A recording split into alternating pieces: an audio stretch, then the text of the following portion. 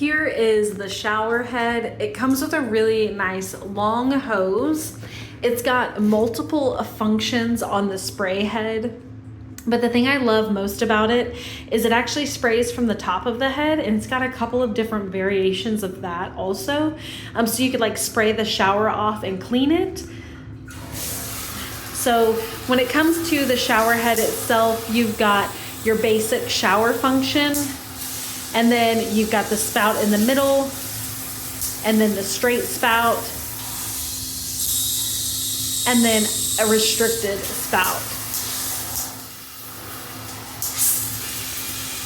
And then another different spray in the middle, and then a mister. So here's the different functions on the spray head itself. You could use it to clean the shower walls. So you've got a flat spray, you've got the middle, which is straight down, and then you've got the straight spray. So many different functions with the shower head. I really recommend it.